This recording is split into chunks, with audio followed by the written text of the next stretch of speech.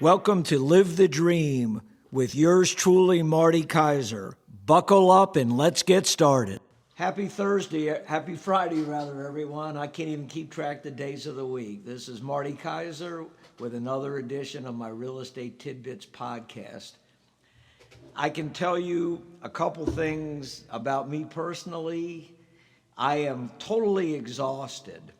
Why am I exhausted? Well, besides my typical workload, which keeps me hopping, the main thing is I am so glad that the elections are over. I don't know if you feel the way that I do, but they were just exhausting. With all the media coverage, all the polls, all the animosity between the two candidates, all the lies that were spread, all the misrepresentation of facts. Our political system, to me, is broken. And I don't care which side of the aisle you're on, the quality of the candidates, the lack of integrity, and how money rules and special interest rules our country is just disgusting. It's something that I felt strongly about for a while, but it's really come to roost in this particular election. I'm just glad it's over. A couple of examples that I want to share when it comes to misrepresentations of facts or people having incorrect perceptions of things. Unfortunately, a lot of people don't really do their due diligence. With the newspaper industry on the way out, and with most people getting their information from the internet, and a lot of people just click on headlines, and headlines are designed to get clicks, not to get accuracy. And there's so much misinformation on the internet, especially because a lot of people want to get over a particular point of view. So what they share with their viewers is just inaccurate. So a lot of people are under a lot of incorrect information. But I always tie everything back to real estate because the other things I don't have much control over, and whether I like them or hate them, I kind of have to accept it. But I do make my livelihood on real estate. I live, eat, and breathe real estate. I've been doing it a long time. I try to make sure I'm better informed than the people I compete with. I try to make sure I can share accurate and up-to-date information with my customers. So I'll give you one quick example. The perception, or what a lot of people will say, is that candidate A is going to be better for real estate and things relating to real estate than candidate B. What I tell all my customers is that the president makes very little difference on real estate.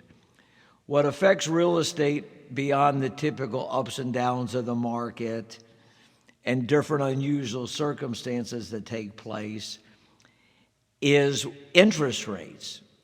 Well, as you all know, interest rates went to a record low during 2020 and 22, and then they've gone up considerably, so they've pretty much doubled in that time frame, and we're hoping that interest rates start to come down in 2025.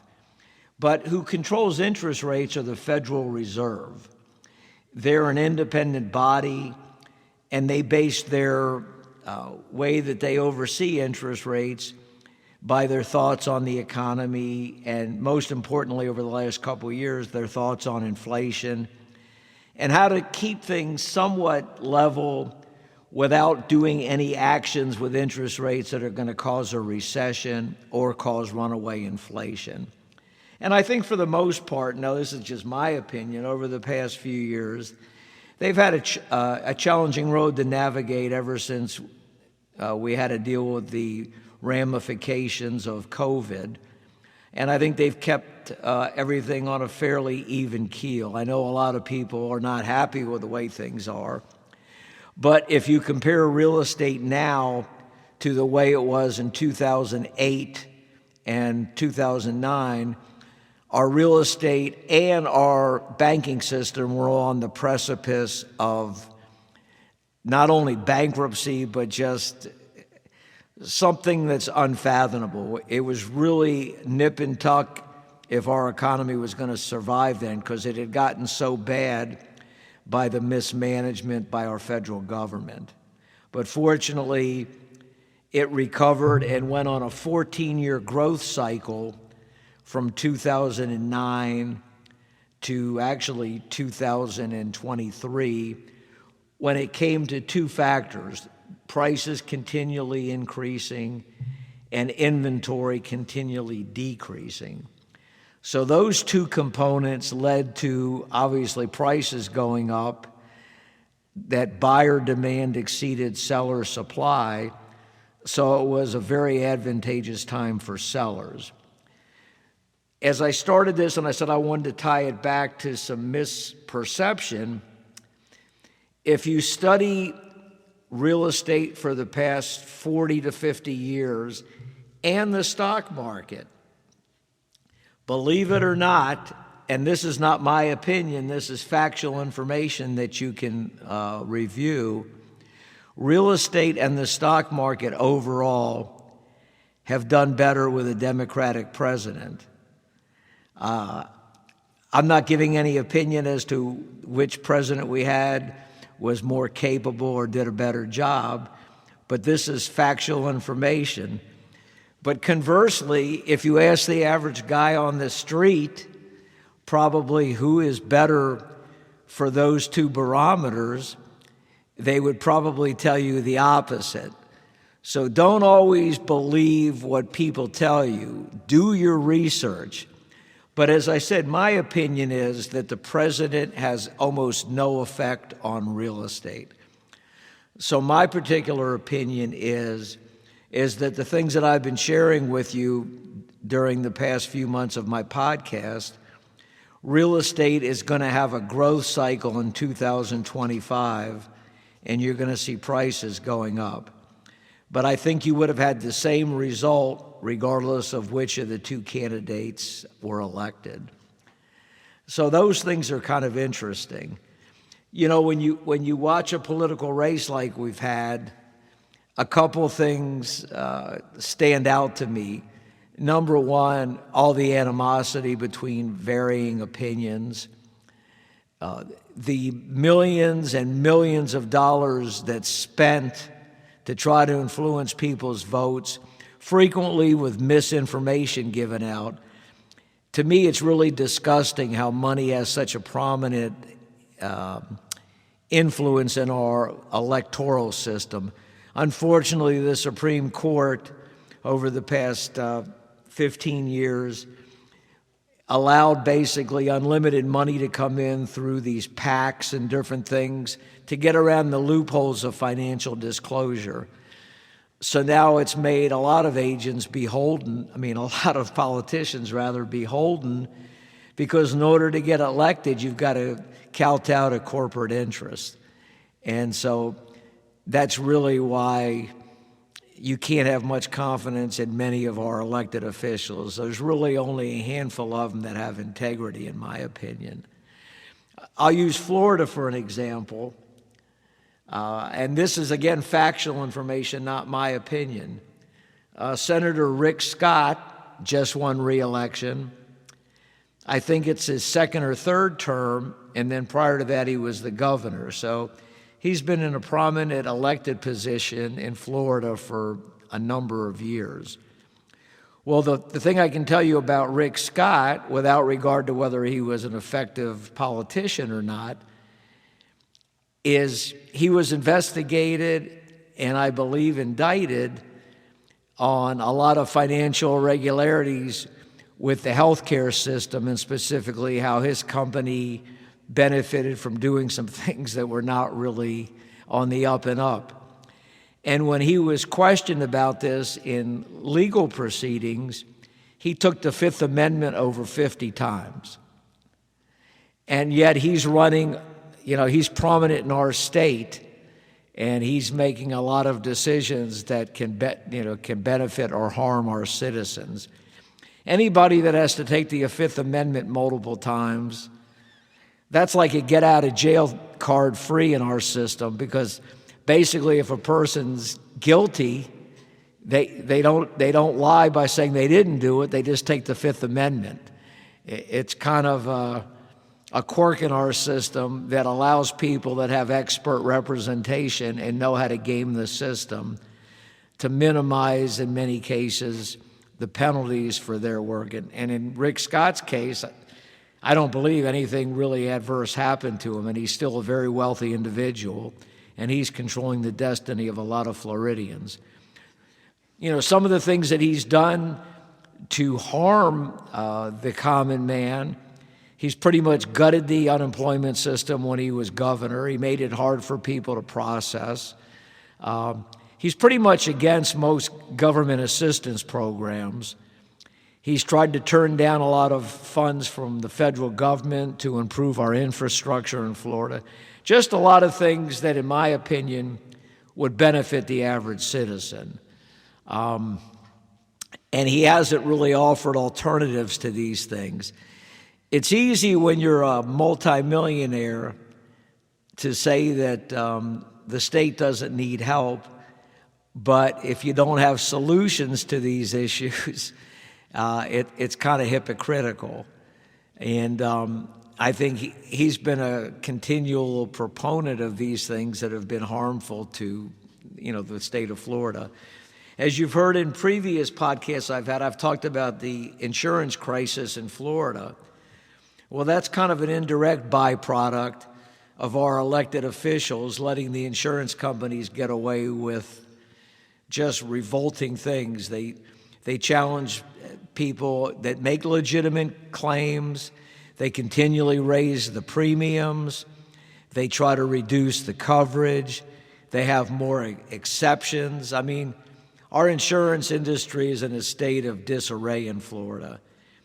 And unfortunately, it's probably going to get worse because we've had a couple major storms this year with a lot of damage to Floridians' properties. So the insurance companies, besides probably giving some people a hard time about paying their claims, are going to use that as an additional excuse to raise premiums substantially. And yet our government in Florida has really dropped the ball with that totally. But they don't seem to be held accountable for it. What do I mean by that? They keep getting reelected. They've completely mismanaged that, but yet nobody seems to hold anybody accountable for it. To me, when you're in a position of authority, you're accountable by your good and bad decisions, and you should have a scorecard kept over you. But it seems like the state of Florida has chosen to go a different path. So now in Florida, it's a lot more costly to live. The wages haven't kept up with the national averages, and our insurance industry's in one of the worst conditions of all 50 states in the country. So as you probably have heard many times, elections do have consequences. So again, the whole point of this rant, so to speak, is that I really pray that people start becoming more informed, because I find that a lot of people just really are not aware of the facts. The good thing is, for me anyway, is I don't think real estate's going to be affected in any significant way here other than the insurance crisis that I've mentioned. So I found, even since the election ended, which was only a couple of days ago, business has increased again. So I think there was a lot of people just waiting for the election to be over, whether it's because they had a particular candidate they felt more comfortable with, even though the population was split pretty much down the middle on who they preferred, or else just the stress and uncertainty of having a candidate that wins. Now people can go about their business. I don't know what it is, but it's gotten busier, and like I've said, I think 2025, you're going to see significant price increases, probably more toward the second half of 2025. So I highly recommend, again, for people that have been on the fence waiting, now is the time to purchase if you're at all able to do so. So that's all I have about the comings and goings of politics, which is probably first and foremost on everybody's mind. Beyond that, hopefully we won't get any more storms. I know the forecast still has a couple of storms that are out there that they feel could impact Florida. It appears that they won't really impact Central Florida if they do come to fruition. But this has been a particularly busy storm season and a late storm season. And unfortunately, this seems to be a trend. You can call it climate change, you can call it cyclical change, whatever you want to refer to it, but it seems like we're getting more storms, and they're of increased significance, causing more damage, causing, in some cases, unfortunately, deaths, and very costly to the state of Florida and other states that are on the coastline like Louisiana and the Carolinas, et cetera. So those are things that, unfortunately, we have to deal with on an annual basis, and we don't have any control over them. As you've probably noted, I like to control my environment, but unfortunately, when it comes to the climate and when it comes to our political system, an individual doesn't have a lot of control, unfortunately. But that's the way it is, so we have to adapt to it. On a different note, regarding sports, the NFL season's in full swing, and they've had some great games lately. If you're a sports fan, you'll find that the NFL is very unpredictable. You never know from one week to the next who's going to win. Last night on Thursday Night Football, they had a really closely contested game between the Baltimore Ravens and the Cincinnati Bengals. The Ravens won by 1 point. The Bengals scored late in the game and tried to get a 2-point conversion, and it failed, so they lost. But it was a very entertaining game for those people that watched it because there was a lot of offense. In the NBA basketball, the local team, the Orlando Magic, started off their season well, but unfortunately their star player, Paolo Banchero, suffered a significant injury. So he's probably going to be out 4 to 6 weeks at a minimum. And ever since he got hurt, the Magic have lost every game since then. They're having a hard time adapting. They do have some other good players, but unfortunately when the key to your team gets injured, they kind of have to do a retrofit, and it seems like the team, along with their coaching staff, still hasn't been able to find that comfort level to keep the team more competitive. Because in most of the games, I think there's been 5 games since Paolo got injured. 4 of the games were quite one-sided. So it's a little disappointing because the Magic looked like they were on course to have a really good 2024-25 season.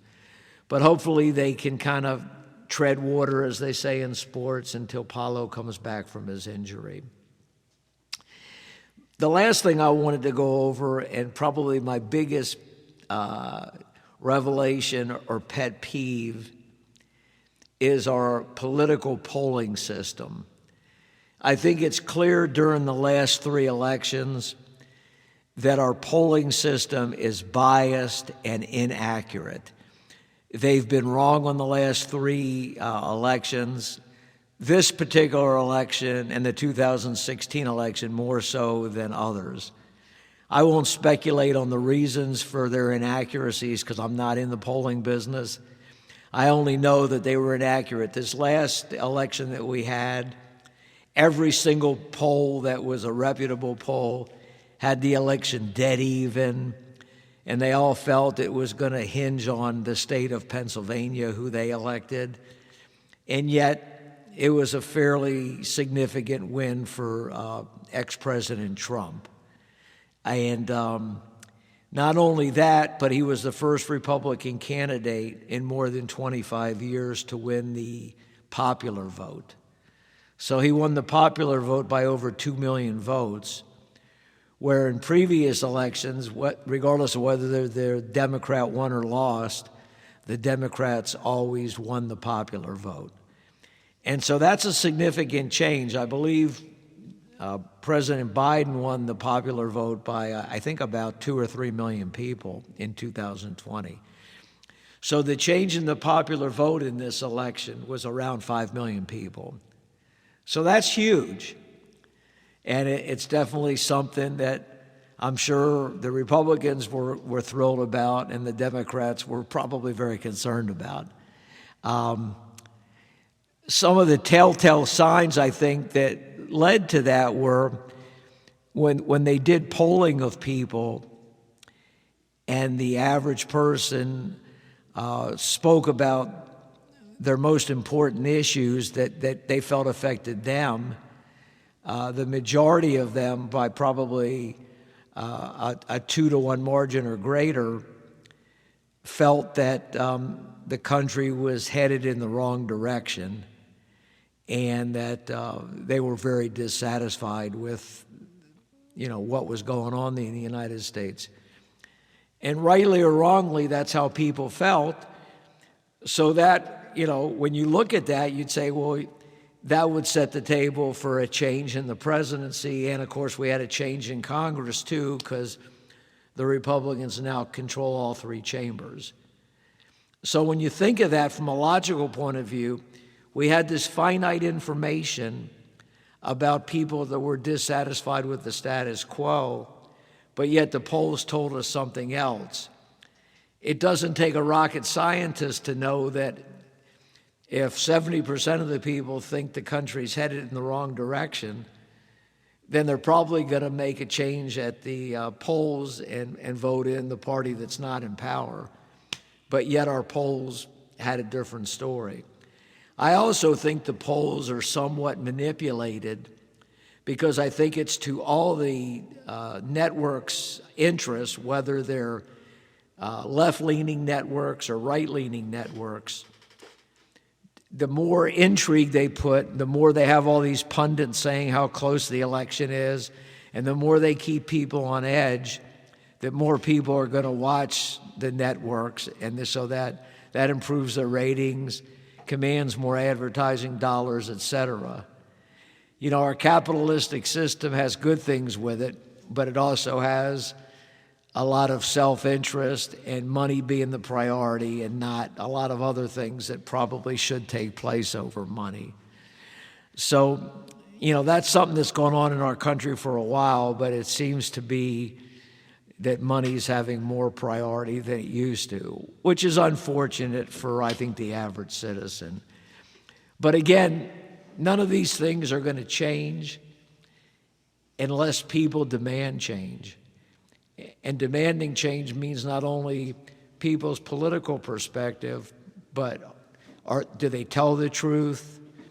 Do they have integrity? And are they looking out for the average person? That's for everybody to decide.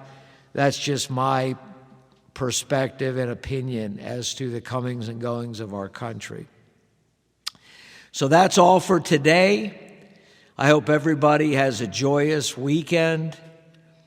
Have a great holiday season, and let's look forward to a happier and more or less derisive 2025. This is Marty Kaiser out.